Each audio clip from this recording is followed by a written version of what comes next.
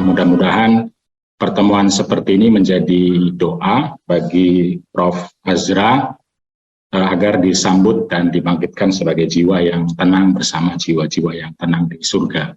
Sekaligus menginspirasi kita semua agar terus dalam perjuangan mewujudkan relasi yang adil antara laki-laki dan perempuan yang kita sebut sebagai keadilan gender atau bagian dari feminisme.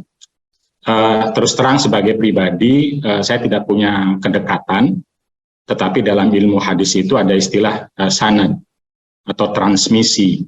Artinya kalau guru-guru saya, teman-teman saya sudah menyampaikan tentang kekagumannya, kehebatannya, dan peran serta ilmunya, ilmu beliau, Pak Azra, terkait dengan isu-isu keadilan gender, maka saya juga mengamini.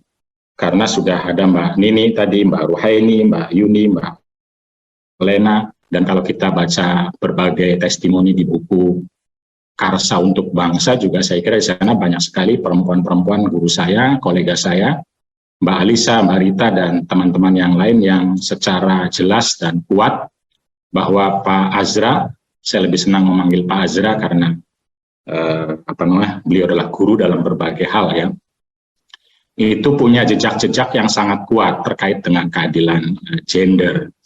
Jika kita memandang bahwa misalnya karya utama Pak Azra itu dalam 3 hal, misalnya historisitas, pendidikan, dan kebangsaan, maka kita juga sangat jelas bisa menemukan jejak-jejak keadilan gender terkait 3 isu tersebut. Tapi sebelum saya jelaskan tentang 3 hal itu, izinkan saya menceritakan sedikit tentang bagaimana saya juga kagum terkait dengan kepribadian beliau yang sesungguhnya sudah disampaikan oleh teman-teman yang disebutkan sebelumnya. Jadi ketika kami di KUPI, beliau juga adalah penasehat KUPI ya, Kongres Ulama Perempuan Indonesia. Ketika pertama kali diminta, beliau tanpa tanya langsung mengatakan siap untuk menjadi penasehat Kongres Ulama Perempuan Indonesia.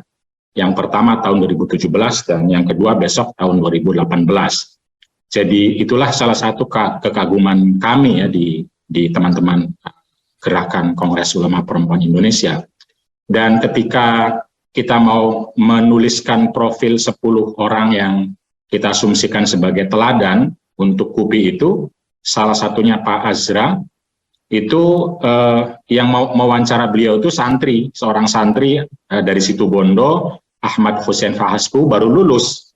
Itu sama sekali nggak dikenal, belum dikenal sama Pak Azra. Tapi begitu kontak atas nama KUPI langsung disambut, siap wawancara, lalu bikin agenda.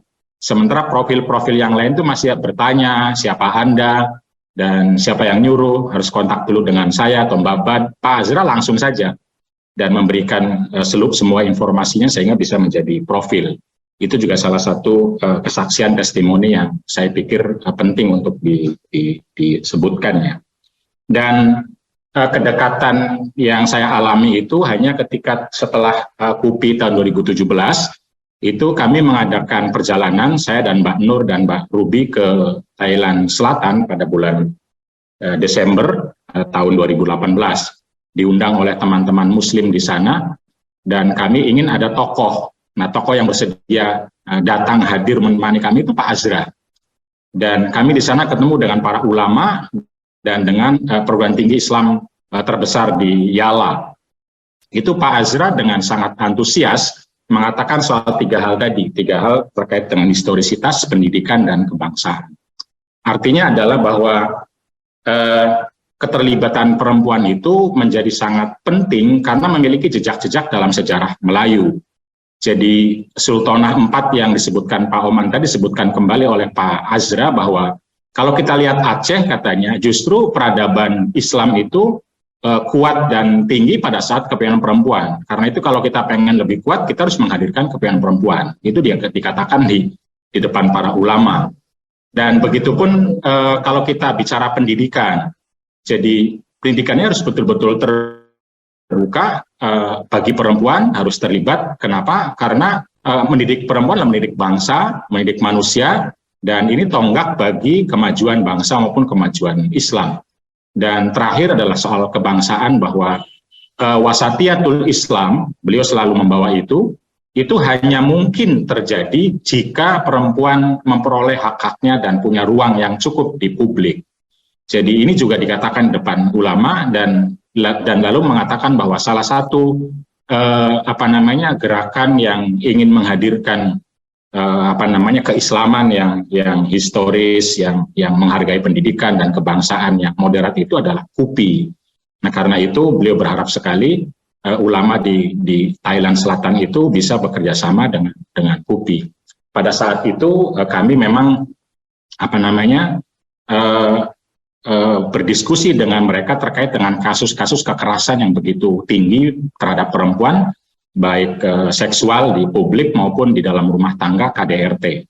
Jadi disitulah kemudian kami berdialog, berdiskusi dengan menggunakan pendekatan yang sering saya sebut sebagai mubadalah, dan kemudian kajian hakiki Mbak Nur Rofiah. Nah, dalam diskusi kecil itulah kemudian Pak Azra ikut mengapresiasi. Saya teringat apa yang disampaikan oleh Mbak Yuni tadi terkait dengan kias, ya. Jadi dalam ilmu metodologi memang ada kias, dan disitulah kira-kira Pak Azra itu mengungkapkan soal gap itu. Jadi problem umat Islam tidak menerima gender atau feminisme itu problem terminologi menurut beliau. Artinya gapnya itu karena soal terminologi, soal yang pertama kali mendakwahkan misalnya Barat, bukan soal substansi. Kalau soal substansi kita masih bisa berdiskusi lebih baik, ya. Nah, karena itu ketika saya sampaikan kepada para ulama terkait dengan bagaimana visi Islam yang rahmatan lil alamin sebagai anugerah bagi semesta itu tidak mungkin terwujud kalau kita tidak memberikan rahmat dan anugerah kepada perempuan.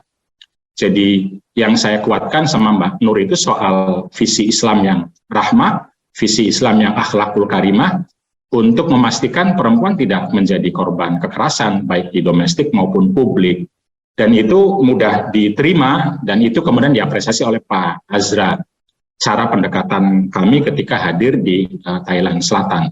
Jadi saya mengingatkan soal tadi yang disebutkan oleh Mbak Yuni soal analogi, di mana kita mencari pondasi-pondasi yang memungkinkan masyarakat Muslim itu bisa menerima